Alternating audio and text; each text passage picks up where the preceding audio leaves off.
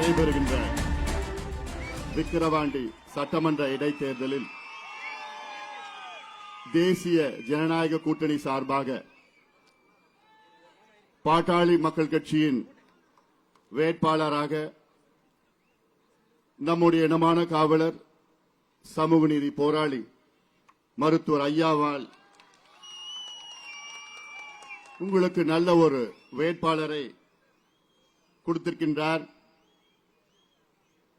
நம்முடைய வெற்றி வேட்பாளர் சி அன்புமணி அவர்களை மாம்பழம் சின்னத்தில் வாக்களித்து அவரை வெற்றி பெற செய்ய வருகை தந்து இந்த மாபெரும் தேர்தல் பிரச்சார கூட்டத்தில் கலந்து கொண்டு எழுச்சி உரை ஆற்றிய பாரதிய ஜனதா கட்சியின் மாநில தலைவர் மரியாதைக்குரிய அருமை நண்பர் திரு அண்ணாமலை அவர்களும், முன்னாள் முதலமைச்சர் மரியாதைக்குரிய அண்ணன் OPS அவர்கள், அம்மா மக்கள் முன்னேற்ற கழகத்தின் பொதுச் செயலாளர் மரியாதைக்குரிய திரு TTV தினகரன் அவர்கள், தமிழ் மாநில காங்கிரசின் மாநில தலைவர் மரியாதைக்குரிய திரு அருமை நண்பர் வாசன் அவர்கள், இந்திய ஜனநாயக கட்சியின் மாநில தலைவர் மரியாதைக்குரிய திரு ரவி பச்சுமுத்து அவர்கள், தமிழக மக்கள் முன்னேற்ற கழகத்தின் மாநில தலைவர் அருமை சகோதரர் ஜான் பாண்டியன் அவர்கள்,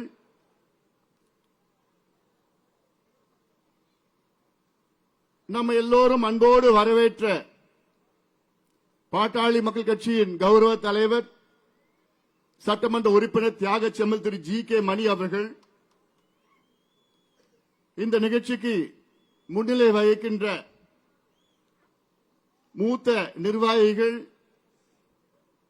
பாரதிய ஜனதா கட்சியின் மாநில துணைத் தலைவர் முன்னாள் சட்டமன்ற உறுப்பினர் மரியாதைக்குரிய திரு AG சம்பத் அவர்கள், இந்த நிகழ்ச்சியை மிக சிறப்பாக தொகுத்து வழங்கிக் கொண்டிருக்கின்ற சமூக நீதி பேரவையின் மாநில தலைவர் வழக்கறிஞர் பாலு அவர்கள், முன்னாள் சட்டமன்ற உறுப்பினர் VAT கலைவர்தன் அவர்கள், முன்னாள் நாடாளுமன்ற உறுப்பினர் மரியாதைக்குரிய செஞ்சி ஏழுமலை அவர்கள், முன்னாள் சட்டமன்ற உறுப்பினர் மரியாதைக்குரிய திரு N கணபதி அவர்கள், அமமுகவின் மாவட்ட செயலாளர் திரு கோவிந்தராஜ் அவர்கள், தமாகவின் மாவட்ட தலைவர் திரு தசரதன் அவர்கள், பாமகவின் மாவட்ட தலைவர் திரு புகழேந்தி அவர்கள், தலைமை நிலை செயலாளர் அன்பழகன் அவர்கள், மாவட்ட தலைவர் தங்கஜோதி அவர்கள், பழனிவேல் அவர்கள், IJKவின் மாவட்ட செயலாளர் செந்தில் அவர்கள், திரு KG ரவி அவர்கள், எனக்கு முன்பு மிக சிறப்பாக பேசிய மரியாதைக்குரிய திரு சுதாகர் ரெட்டி அவர்கள், பாட்டாளி மக்கள் கட்சியின் மாவட்ட செயலாளர் சட்டமன்ற உறுப்பினர் என்னுடைய அருமை தம்பி சிவகுமார் அவர்கள் மற்றும் மேடையில் இருக்கின்ற அனைத்து தேசிய ஜனநாயக கூட்டணியின் நிர்வாகிகள், குறிப்பாக பாட்டாளி மக்கள் கட்சியின் சட்டமன்ற உறுப்பினர்கள், முன்னாள் உறுப்பினர்கள், முன்னாள் நாடாளுமன்ற உறுப்பினர்கள், முன்னாள் அமைச்சர்கள், இங்கே எழுச்சியோடு நம்பிக்கையோடு வெற்றி நிச்சயம் என்ற முழக்கத்தோடு இந்த தேர்தல் பிரச்சார கூட்டத்திற்கு வருகை தந்திருக்கின்ற என் தம்பிகளுக்கும், என் அண்ணன்களுக்கும், என் சகோதரிகளுக்கும், தாய்மார்களுக்கும், வியாபார பெருமக்கள், விவசாய பெருமக்கள், அனைத்து தேசிய ஜனநாயக கூட்டணி நிர்வாகிகளுக்கும், ஊடக நண்பர்கள், நம்முடைய வெற்றி வேட்பாளர் மரியாதைக்குரிய திரு சி அன்புமணி அவர்கள் உள்ளிட்ட உங்கள் அனைவருக்கும் இந்த அன்புமணி ராமதாசின் பணிவான வணக்கங்கள். உங்கள் அனைவரையும் வணங்கி உங்கள் அனைவரையும் நானும் ஒரு முறை அன்போடு வரவேற்கின்றேன். முதலில் மேடையில் இருக்கின்ற அனைத்து தேசிய ஜனநாயக கூட்டணியின் தலைவர்களுக்கு என்னுடைய மனமார்ந்த நன்றியை இந்த நேரத்தில் தெரிவிக்கின்றேன். அவர்கள் நேரத்தை ஒதுக்கி இந்த தேர்தல் பிரச்சாரத்தில் கலந்து கொண்டு எழுச்சி உரை ஆற்றியதற்கு மட்டுமல்ல, அவர்கள் அனைவரும் அவர்களுடைய நிர்வாகிகளை 2 வாரத்திற்கு முன்பு அழைத்து, நீங்கள் விக்கிரவாண்டியில் சென்று களத்திலே பணியாற்ற வேண்டும், எப்படியாவது நாம் வெற்றி பெற வேண்டும் என்று அத்துணை தலைவர்களும் அவர்களுடைய நிர்வாகிகளை முடக்கிவிட்டு 10 நாட்களாக அனைத்து நிர்வாகிகளும், அனைத்து கூட்டணி நிர்வாகிகளும் மிக சிறப்பாக இங்கே பணியாற்றிக் கொண்டிருக்கின்றார்கள். அதற்காகத்தான் மீண்டும் இங்கே இருக்கின்ற அத்துணை தலைவர்களுக்கும் என்னுடைய பணிவான நன்றிகளை தெரிவிக்கின்றேன். அன்பு பாட்டாளி சொந்தங்களே, இந்த தேர்தல் நமக்கு மிக முக்கியமான ஒரு தேர்தல். நமக்கு என்று சொன்னால் தமிழக மக்களுக்கு மிக முக்கியமான ஒரு தேர்தல். இது ஒரு இடைத்தேர்தல். இந்த தேர்தலில் யாரும் ஆட்சிக்கு வரப்போவது கிடையாது, யாரும் ஆட்சியை இழக்கப் போவது கிடையாது. ஆனால் இந்த இடைத்தேர்தலில் நம் வெற்றியின் மூலமாக 26 தமிழகத்தில் ஒரு ஆட்சி மாற்றம் உறுதியாக நடைபெறும். அதற்கு முன்னோட்டம் தான் இந்த இடைத்தேர்தல்.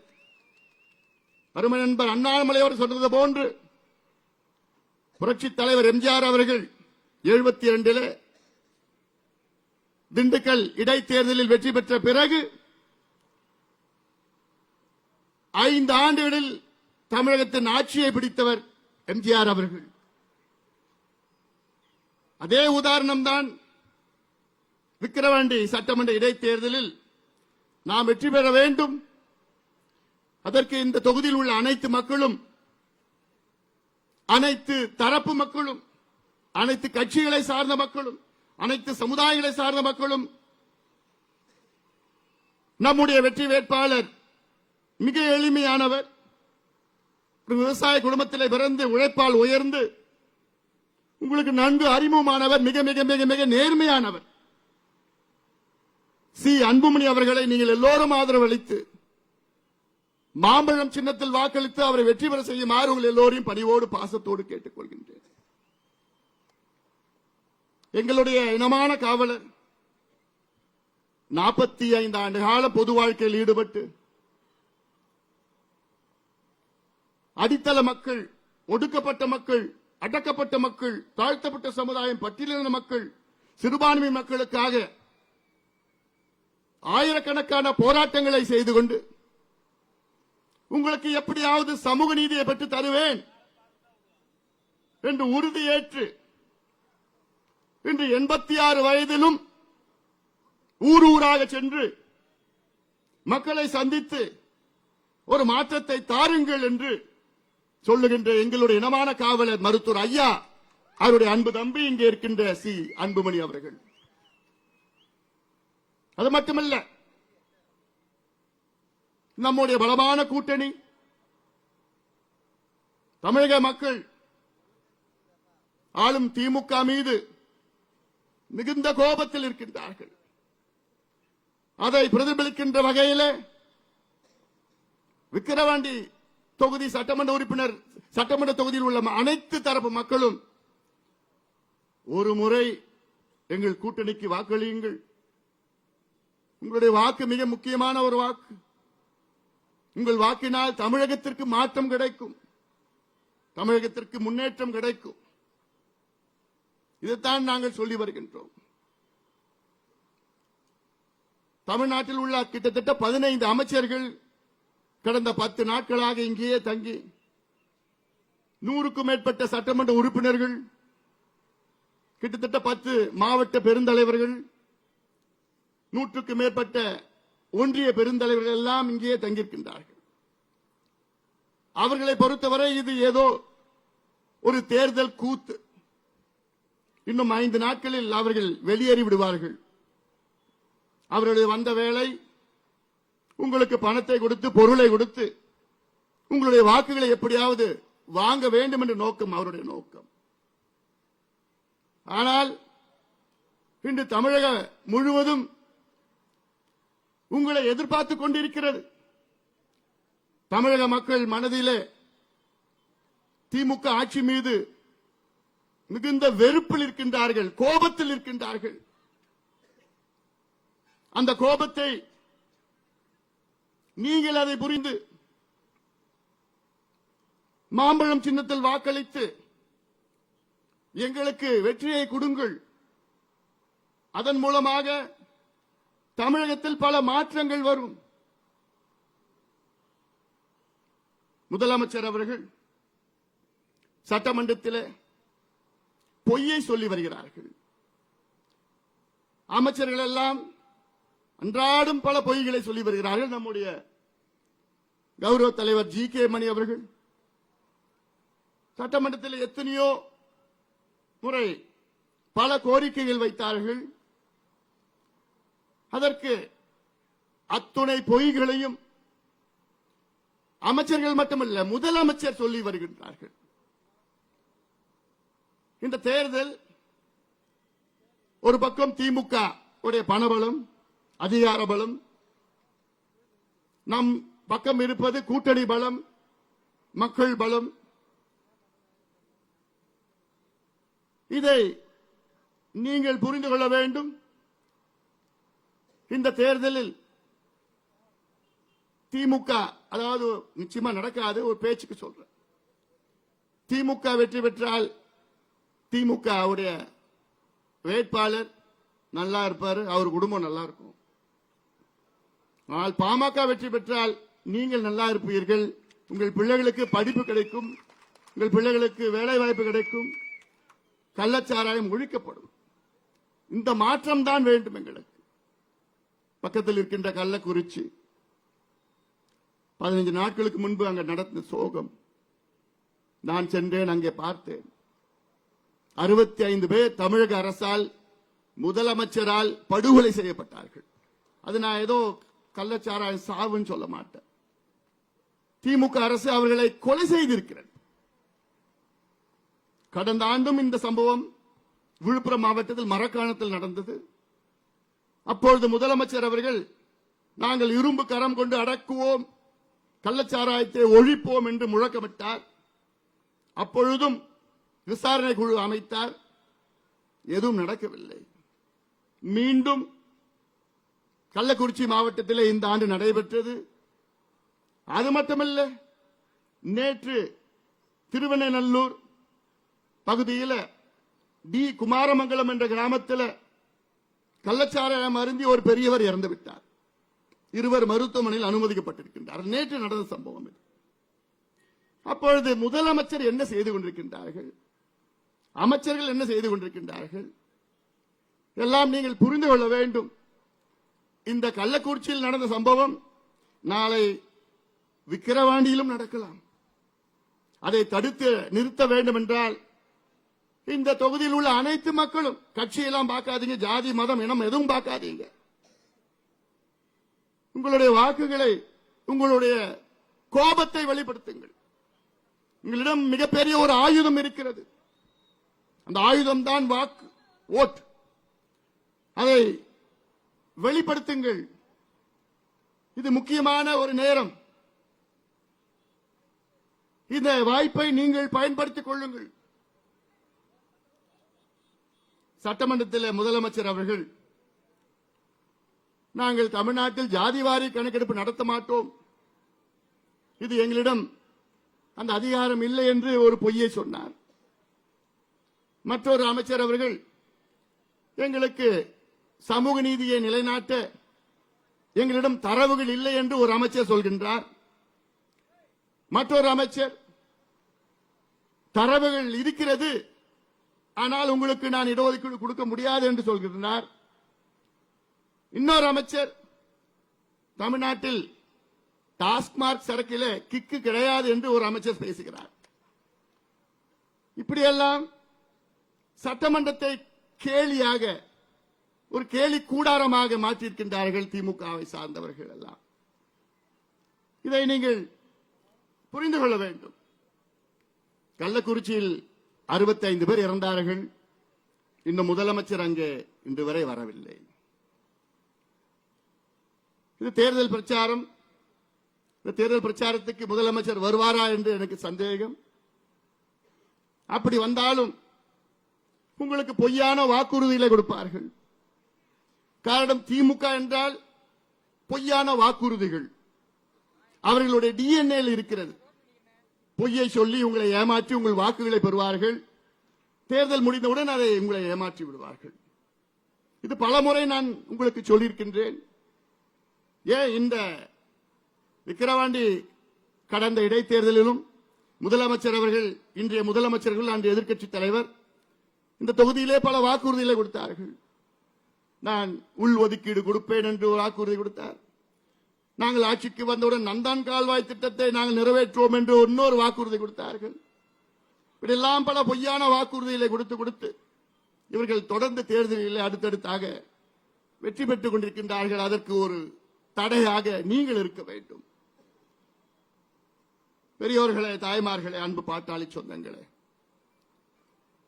இது மீண்டும் சொல்கின்றேன், இது முக்கியமான ஒரு நேரம். இன்று காலை கூட நான் ஒரு பேட்டி கொடுத்தேன். அந்த பேட்டியிலே நான் சொல்லியிருக்கின்றேன், தமிழ்நாட்டில் சமூக நீதிக்கு ஒரு ஆபத்து வந்திருக்கிறது. தமிழ்நாட்டில் 69 விழுக்காடு இடஒதுக்கீட்டுக்கு ஒரு பேர் ஆபத்து வந்திருக்கிறது. என்ன ஆபத்து என்றால், 69 விழுக்காடு இடஒதுக்கீடு இந்தியாவிலே தமிழ்நாட்டில் மட்டும்தான் இருக்கிறது. அதாவது 50 விழுக்காடுக்கு மேல் இடஒதுக்கீடு தமிழ்நாட்டில் மட்டும்தான் இருக்கிறது. இதை உறுதி செய்தது முன்னாள் முதலமைச்சர் புரட்சி தலைவி ஜெயலலிதா அம்மையார் அவர்கள் 93, 94 இந்த 69 விழுக்காடு இடஒதுக்கீட்டை 9வது அட்டவணையிலே அரசியல் சாசன சட்ட திருத்தத்தை கொண்டு வந்து நமக்கு பாதுகாப்பு கொடுத்தார்கள். என்னை பொறுத்தவரை தமிழ்நாட்டு மக்களுக்கு மிகப்பெரிய சமூக நீதியை வழங்கியது முன்னாள் முதலமைச்சர் புரட்சி தலைவி அம்மா அவர்கள். ஏனால் அவர்கள் மட்டுமன்று 9வது அட்டவணையிலே கொண்டு வரவில்லை என்றால் அடுத்த ஆண்டே நமக்கு 69 விழுக்காடு இடஒதுக்கீடு ரத்து செய்யப்பட்டிருக்கும், நீதிமன்றத்தால் ரத்து செய்யப்பட்டிருக்கும். ஆனால் அதன் பிறகு நீதிமன்றத்திலே, உச்ச நீதிமன்றத்திலே வழக்கை தொடர்ந்து 2007 ஒரு வழக்கை தொடர்ந்தார்கள். தமிழ்நாட்டில் 69 விழுக்காடு இடஒதுக்கீட்டை ரத்து செய்ய வேண்டும் என்று. அது 2010 உச்ச நீதிமன்ற தலைமை நீதிபதி ஒரு தீர்ப்பை வழங்கினார். அந்த தீர்ப்பில் தமிழ்நாட்டில் 69 விழுக்காடு இடஒதுக்கீட்டை உச்ச நீதிமன்றம் ஏற்றுக்கொள்கிறது. ஆனால் ஓராண்டிற்குள் தமிழக அரசு ஜாதிவாரி கணக்கெடுப்பை எடுத்து அந்த 69 விழுக்காடு மக்கள், தாழ்த்தப்பட்ட பழங்குடி மக்கள், மிக பிற்படுத்த மக்கள் இருக்கின்றார்களா என்று தரவுகளை எங்களிடம் கொடுங்கள் என்று 2010 சொன்னார்கள். அதன் பிறகு அந்த கணக்கெடுப்பு நடத்தவில்லை. இப்பொழுது உச்சநீதிமன்றத்திலே இருவர் வழக்கை தொடர்ந்திருக்கின்றார்கள். இந்த வழக்கு 2021 வந்தது. அப்பொழுது நீதிபதிகள், உச்சநீதிமன்ற நீதிபதிகள் சொன்னார்கள், இப்பொழுது மராத்தா இடஒதுக்கீடு வழக்கு வந்திருக்கிறது. இந்த மராத்தா இடஒதுக்கீடு வழக்கு அது முடிந்த பிறகு நாங்கள் தமிழ்நாட்டில் உள்ள 69 விழுக்காடு இடஒதுக்கீடு வழக்கை நாங்கள் எடுப்போம் என்று சொல்லியிருக்கின்றார்கள். இப்பொழுது மராத்தா இடஒதுக்கீடு வழக்கு முடிக்கப்பட்டிருக்கிறது. ஜூலை 8ஆம் தேதிக்கு பிறகு உச்சநீதிமன்றம் கூட இருக்கிறது. அதன் பிறகு தமிழ்நாட்டில் உள்ள 69 விழுக்காடு இடஒதுக்கீடு வழக்கு உச்சநீதிமன்றத்திலே வர இருக்கிறது. அப்பொழுது நீதிபதிகள் கேள்வி கேட்பார்கள், தரவுகள் இருக்கிறதா? ஏன் நான் 69 விழுக்காடு இடஒதுக்கீட்டை நான் தொடர வேண்டும், ஏன் அதை ரத்து செய்யக்கூடாது என்று நீதிபதிகள் கேட்டவுடன் தமிழக அரசிடம் கேள்வி பதில் இருக்குமா? இல்லை.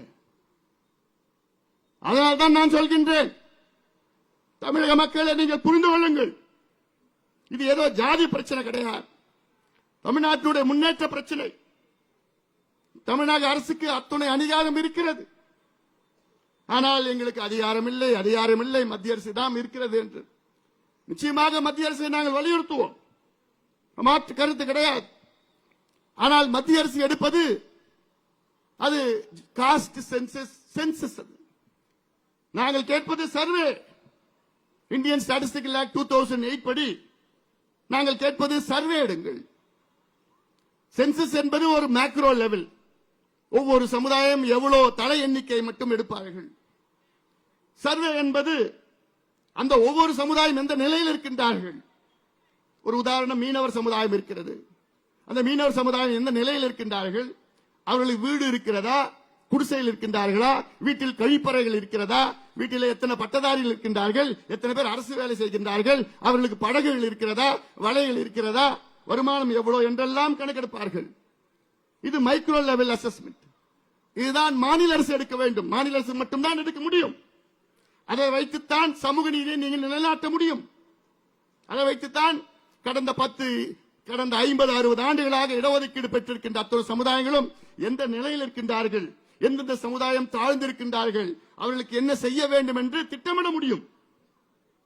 இதைத்தான் நாங்கள் கேட்கின்றோம். ஆனால் அதை மறுக்கின்ற ஸ்டாலின் அவர்கள், உங்களுக்கு சமூக நீதி பற்றி பேச எந்த தகுதியும் தகுதியும் இல்லை ஸ்டாலின் அவர்களே. நிச்சயமாக எந்த தகுதியும் கிடையாது. மீண்டும் எச்சரிக்கை, மீண்டும் எச்சரிக்கை. 69 விழுக்காடு இடஒதுக்கீட்டுக்கு தமிழ்நாட்டில் பேராபத்து வந்திருக்கிறது. தப்பி தவறி உச்சநீதிமன்றம் 69 விழுக்காடு இடஒதுக்கீட்டை ரத்து செய்தால் அவ்வளவுதான், அன்று உங்கள் ஆட்சி கலைக்கப்படும். அதை விட திமுக முடிஞ்சு போச்சு. திமுக என்ற ஒரு கட்சியே இருக்காது. அதுக்கப்புறம் தமிழக மக்கள் உங்களை மன்னிக்க மாட்டார்கள். நான் மீண்டும் மீண்டும் சொல்றேன், இதை நான் விளையாட்டு சொல்லல, சமூக நீதிக்காக நான் சொல்கின்றேன். சமூக நீதிக்காக நான் சொல்கின்றேன். அதனால்தான் இந்த தொகுதி மக்கள் நீங்கள் புரிந்து கொள்ளுங்கள்.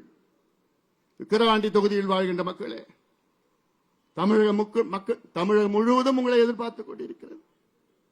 இந்த மாவட்டத்தை எடுத்துக் கொள்ளுங்கள். விழுப்புரம் மாவட்டம் தமிழ்நாட்டிலே மிக மிக மிக மிக மிக பின்தங்கிய மாவட்டம்.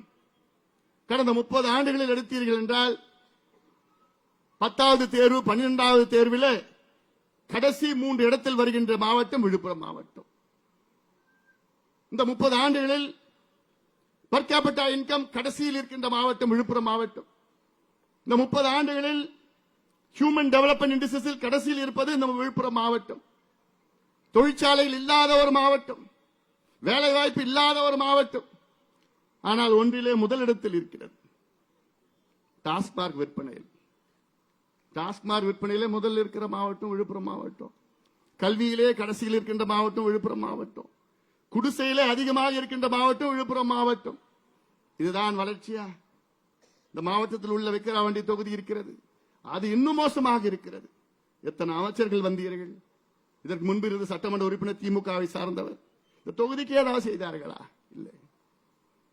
தொகுதி மக்களுடைய நீண்டகால கோரிக்கை, இந்த மாவட்ட மக்களுடைய நீண்டகால கோரிக்கை நந்தன் கால்வாய் திட்டம். நம்முடைய ஏஜி சம்பத் அவர்கள் இருக்கின்றார். அவருடைய தந்தை ஏஜி கோவிந்தசாமி அவர்கள், அவர்தான் திமுகவுக்கு இந்த உதயசிவம் சின்னத்தை கொடுத்தார்கள். அந்த சின்னத்தை பறித்து அவரை வெளியேற்றி விட்டார்கள். அதுதான் திமுக. பிறகு ஏஜி சம்பத் அவர்களையும் வெளியேற்றி விட்டார்கள். அவருடைய தந்தை வேளாண் துறை அமைச்சராக இருந்த நேரத்தில் அப்பொழுது இந்த திட்டத்தை கொண்டு வந்தார், அறிவித்தார். அப்பொழுது ஏஜி அவர்கள் நந்தன் கால்வாய் திட்டம், 44 கிராமத்தில் உள்ள ஏரிகளை நிரப்புகின்ற திட்டம். மழை காலத்திலே வீணாக ஆற்றில் தண்ணீர் செல்கிறது. அந்த தண்ணியை திருப்பி இந்த பக்கம் திருப்பி கால்வாய் மூலமாக ஏரிகளை நிரப்புகின்ற திட்டம் இது. அது இல்லாமல் தென்பெண்ணை ஆற்றில் இருந்த ஆண்டுதோறும் 5 முறை வெள்ள அபாயம் இருக்கும். அங்கிருக்கின்ற தண்ணியை திருப்பி விட வேண்டும் இந்த திட்டம். ஆனால் ஒவ்வொரு தேர்தல் நேரத்திலும் ஸ்டாலின் அவர்கள் இங்கே வந்து, நாங்கள் வெற்றி பெற்றால் நந்தன் கால்வாய் திட்டத்தை நிறைவேற்றும், வெற்றி பெற்றால் நந்தன் கால்வாய் திட்டத்தை நிறைவேற்றும். இது நீங்கள் புரிந்து கொள்ளுங்கள், மக்கள் புரிந்து கொள்ள வேண்டும். இது ஏதோ சாதாரண அறிவிப்பு கிடையாது, ஒரு முதலமைச்சர் அறிவிக்கின்றார். அதனால் தான் நான் சொல்கின்றேன், இது போன்ற எவ்வளவு திட்டங்கள் தமிழ்நாட்டில் இருக்கிறது. காவிரி குண்டார் திட்டம், நம்முடைய முன்னாள் முதலமைச்சர் அவர்கள் இருக்கின்றார்கள். அவர்கள் எல்லாம் அறிவித்த திட்டம். காவிரியில விருதுநகர் மாவட்டத்தில் குண்டாரை இணைக்கின்ற திட்டம், தாமிரபரணி, நம்பியாறு, பச்சையாறு, கோரையாறு, எலுமிச்சாறு இருக்கிற திட்டம். அது சேலம் மாவட்டத்தில் மேட்டூர் உபரிநீர் திட்டம், அத்திக்கடவு அவிநாசி திட்டத்திற்கு கிட்டத்தட்ட 60 ஆண்டு காலம் பொறுத்திருந்தோம். இன்னும் அதை இணைக்கவில்லை. தருமபுரி மாவட்டத்திலே காவிரி தருமபுரி உபரிநீர் திட்டம், திண்டுக்கல் மாவட்டத்தில் 59வது கால்வாய் திட்டம், கிருஷ்ணகிரி மாவட்டத்தில் படேதலா திட்டம், திருவண்ணாமலை மாவட்டத்திலே நந்தன் கால்வாய் திட்டம், பாலாற்றையும் தென்பண்ணையாரும் இணைக்கின்ற திட்டம், துறிஞ்சலாரும் தென்பண்ணையாரும் இணைக்கின்ற திட்டம், இப்படி எவ்வளவு திட்டங்கள் இருக்கிறது. இதற்கு ஏதாவது இந்த அமைச்சர்கள், இந்த தமிழக அரசு ஏதாவது ஒரு நிதி ஒதுக்கீடு செய்திருக்கிறதா? அவளுக்கு ஏதாவது சிந்தனையாவது இருக்கிறதா? எதுவும் கிடையாது. எங்க பார்த்தாலும் கள்ளச்சாராய், எங்க பார்த்தாலும் கஞ்சா கஞ்சா கஞ்சா. அதனால் நீங்கள் சிந்திருங்கள். விக்கிரவாண்டி தொகுதி மக்கள் மட்டும் தமிழக மக்களும் சரி. ஏன்னா உங்களுடைய பிள்ளைகள் எதிர்காலம் சார்ந்த தேர்தல் இது. ஒரு பக்கம் 3 தலைமுறைகளை நாசப்படுத்தி விட்டார்கள். 3 தலைமுறைகள் மதுவை கொடுத்து இன்று தமிழ்நாட்டில் உள்ள இளைஞர்கள் மது அவர்கள் ரத்தத்தில் இல்லாமல் இருக்க முடியாத சூழல். மது இல்லாம இருக்க முடியல. இதுதான் இவங்க சொல்ற திராவிட மாடலா? இதான் மாடலா? அது இல்லாம இன்னொரு அமைச்சர், நாங்க கள்ளச்சாராயம் ஒழிக்கணும்னா டெட்ரா பேக்ல கொடுப்போம் சாராயத்தை. என்ன மானகட்டத்தனமா இருக்குதெல்லாம். சரி, நீ சட்டமன்றத்தில் நீங்க சட்டம் கொண்டு வரீங்க, கள்ளச்சாராயம் அதை ஒழிப்பதற்கு ஆயுள் தண்டனை, அது விட்டார்கள் என்றால் ஆயுள் தண்டனை கொடுப்போம், 10 லட்சம் அபராதம் சொல்லியிருக்கு. பிறகு அந்த சட்டத்தின் மீது உங்களுக்கு நம்பிக்கை இல்லையா? சாராயத்தை நீங்க டெட்ரா பேக்ல கொண்டு வர. இப்ப நேத்து பாத்தீங்கன்னா சாராயத்தை வந்து பிளாஸ்டிக் பாட்டில் 100 ml. மதுவிலக்குத்துறை அமைச்சர் அதோட அர்த்தம் புரியல அவருக்கு. மது விலக்கு என்றால் மதுவை படிப்படியாக குறைப்பது அல்லது மதுவை ஒழிப்பது.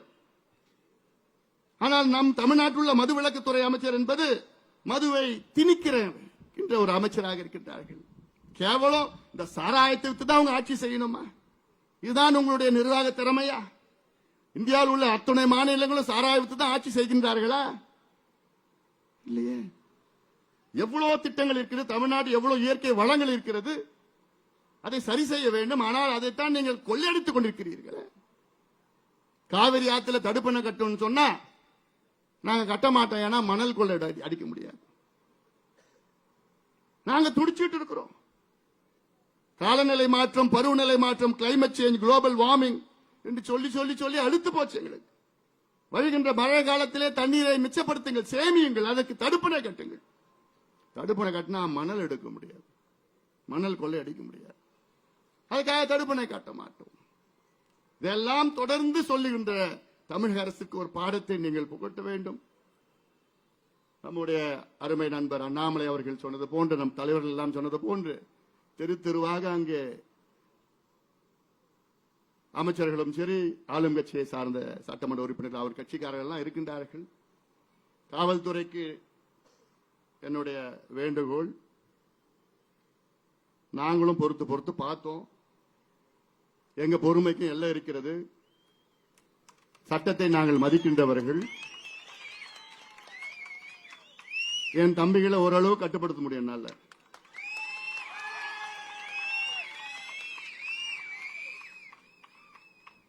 இது ஈரோடு கிடையாது, இது விக்கிரவாண்டி.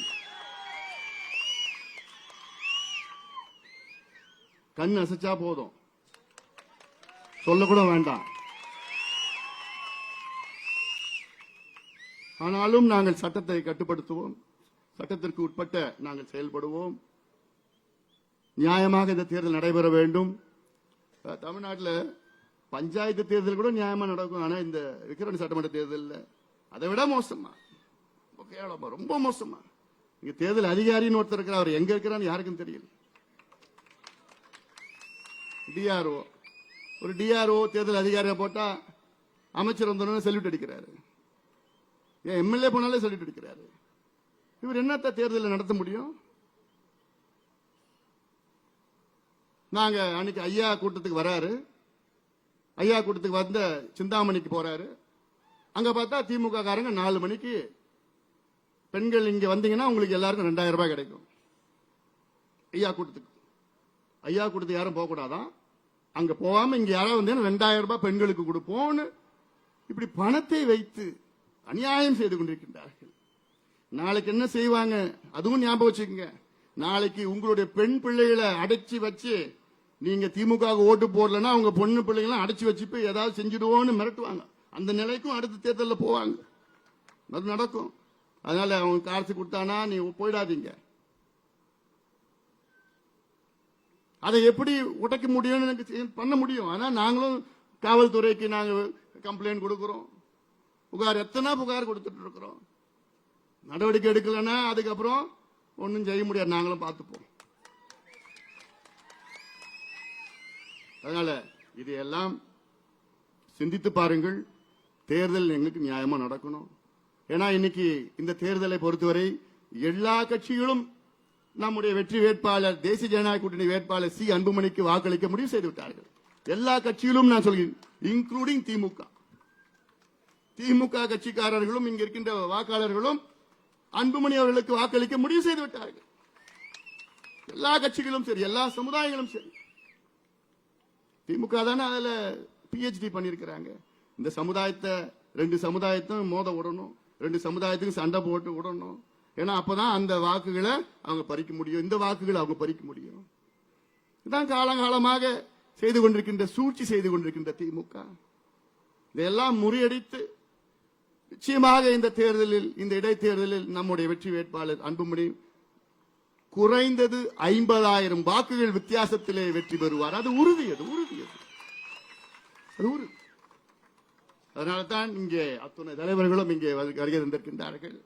பொறுமையாக இங்கே அவ்வளவு எழுச்சியாக பேசி அவருடைய உணர்வை உங்களிடம் வெளிப்படுத்தியிருக்கின்றார்கள். அவருடைய உணர்வை நீங்கள் மதித்து இந்த தொகுதியில் உள்ள அத்துணை வாக்காளர்களும் தேசிய ஜனநாயக கூட்டணியின் வெற்றி வேட்பாளர் சி அன்புமணி அவர்களை மாம்பழம் சின்னத்தில் வாக்களித்து அவரை வெற்றி பெற செய்யுமாறு உங்கள் எல்லோரும் பணிவோடு பாசத்தோடு கேட்டுக்கொண்டு நன்றியோடு அமர்கின்றேன். வணக்கம்.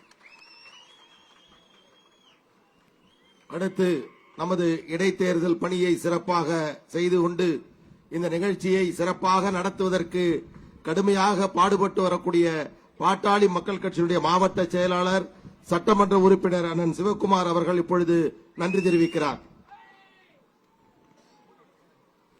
நடைபெறுகின்ற விக்கிரவாண்டி சட்டமன்ற இடைத்தேர்தலில் தேசிய ஜனநாயக கூட்டணியின் சமூக நீதி காவலர் மருத்துவ ஆசி பெற்ற வேட்பாளர் சி அன்புமணி அவர்களின் நடைபெறுகின்ற பிரச்சார பொதுக்கூட்டத்துக்கு தலைமை தாங்கி நடத்தி கொண்டிருக்கும் தலைவர் இளம் போராளி 108 நாயகர் உலக அளவில் 5 தேசிய விருது பெற்ற இளம் போராளி மருத்துவ சின்னையா அவர்களே, இந்த நிகழ்ச்சியில் எல்லாரையும் வரவேற்புரையாற்றிய தேகச்சம்மல் சட்டமன்ற குழு தலைவர் அண்ணன் GK மணி அவர்களே, முன்னிலை வைக்கக்கூடிய முன்னாள் சட்டமன்ற உறுப்பினர் அண்ணன் AG சம்பத் அவர்களே, வழக்கறிஞர் K பாலு அவர்களே, முன்னாள் சட்டமன்ற உறுப்பினர் VAT கலிவர்தன் அவர்களே, முன்னாள் நாடாளுமன்ற உறுப்பினர் அண்ணன் செஞ்சி ஏழுமலை அவர்களே, முன்னாள் சட்டமன்ற உறுப்பினர் அண்ணன் கணபதி அவர்களே, அமமுக மாவட்ட செயலாளர் அருமை அண்ணன் கோவிந்தராஜ் அவர்களே, தமாக மாவட்ட தலைவர் அருமை அண்ணன் தசராதன் அவர்களே, பாட்டாளி மக்கள் கட்சி மாவட்ட தலைவர் அருமை சகோதரர் புகழேந்தி அவர்களே, தலைமை நிலைய செயலாளர் அருமை அண்ணன் அன்பழகன் அவர்களே, ஒருங்கிணைந்த மாவட்ட அமைப்பு செயலாளர் அருமை சகோதரர் பழனிவேல் அவர்களே, IJK மாவட்ட தலைவர் அருமை அண்ணன் செந்தில் அவர்களே, இந்த நிகழ்ச்சியில் கலந்து கொண்டு சிறப்பாக உங்களிடம் பாரதிய ஜனதா மாநில தலைவர் அருமை அண்ணன் அண்ணாமலை அவர்களே, முன்னாள் முதலமைச்சர் அருமை அண்ணன் OPS அவர்களே, சொல்லின் செல்வன் அண்ணன் TTV தினகரன் அவர்களே, மக்கள் தலைவர் அண்ணன் GK வாசன் அவர்களே, IJK மாநில தலைவர் அருமை அண்ணன் ரவி பச்சமுத்து அவர்களே, இந்த நிகழ்ச்சியில் கலந்து கொண்டு நல்லவர் கருத்து வழங்கிய அண்ணன் ஜான் பாண்டியான் அவர்களே, உள்ளிட்ட சட்டமன்ற உறுப்பினர் அண்ணன் அருளான அவர்களே, வெங்கடேசன் அவர்களே, சதாசிவம் அவர்களே, முன்னாள் சட்டமன்ற உறுப்பினர்களே, தேசிய ஜனநாயக கூட்டணி சேர்ந்த அனைத்து விக்கிரவாண்டி நிர்வாகிகளுக்கு நன்றி. ஊடக செய்தியாளர் உள்ளிட்ட ஊடக பிரிவை சேர்ந்தவர்களே, பாதுகாப்பு கொடுக்க தவறினாலும் பாதுகாப்பு கொடுத்துக் கொண்டிருக்கும் காவல்துறை அவர்களே, இந்த பகுதியை சேர்ந்த வியாபாரி பெருமக்களே, என் உயிரினும் மேலான தேசிய ஜனநாயக கூட்டணி சேர்ந்த அனைத்து கூட்டணி மாநில மாவட்ட ஒன்றிய நகர பேரூர் கழக செயலாளருக்கு எனது மனமார நன்றி. இந்த நிகழ்ச்சி சிறப்பாக ஏற்பாடு செய்த அனைத்து ஒன்றிய செயலாளர், அன்றைய ஒன்றிய வெளியூர் பொறுப்பாளர், உள்ளூர் பொறுப்பாளர் உள்ளிட்ட அனைவருக்கும் எனது நன்றி. வணக்கம்.